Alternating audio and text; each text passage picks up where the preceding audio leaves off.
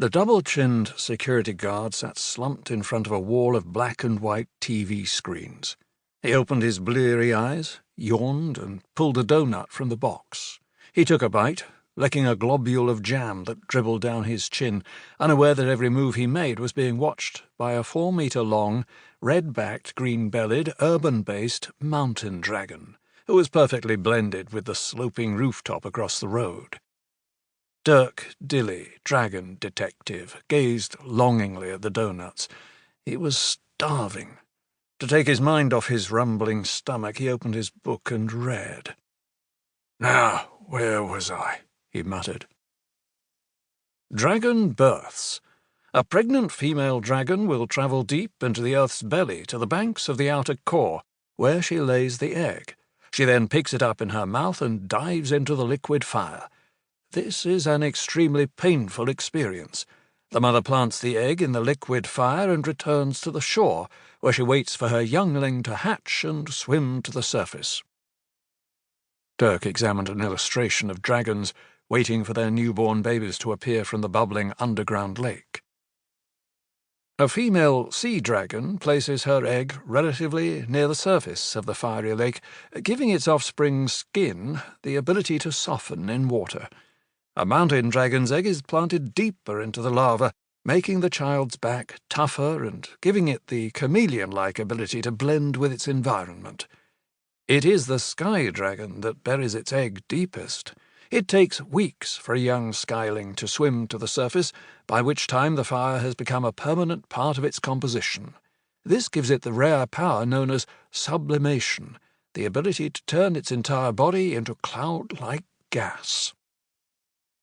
Dirk looked up from the book. Nothing had changed.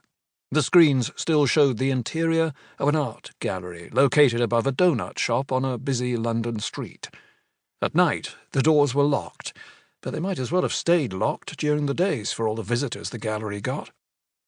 Dirk had been watching the gallery every night since he got the call from a plummy-voiced man who had introduced himself as Mr. Strettington Smythe, the curator.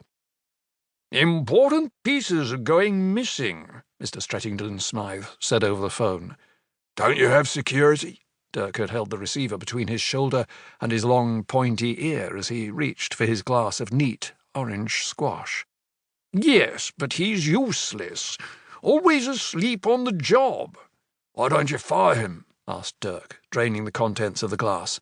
"I wish I could, but he's a relative of the owner." "What about CCTV?"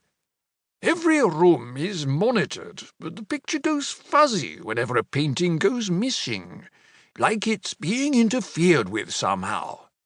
"Why don't you go to the police?" Dirk had inquired. "The owner says it's bad for business, although I can't see how business could be any worse," the curator replied bitterly. Mr. Strettington Smythe explained that there had been 4 thefts so far, each following the same pattern. Late at night, the CCTV would go haywire for around an hour, during which time the thieves somehow removed a painting without breaking any windows, setting off the alarmed door, or showing signs of forced entry. In each case, the broken frame was left behind. Only the picture itself was taken. It sounded intriguing. Dirk agreed to take on the case. "And Mr. Dilly," added Mr. Strettington Smythe, "I'd appreciate utmost discretion. I haven't told the owner I hired you. I know he would disapprove, but I can't bear to have any more pieces go missing. Please don't let anyone see you."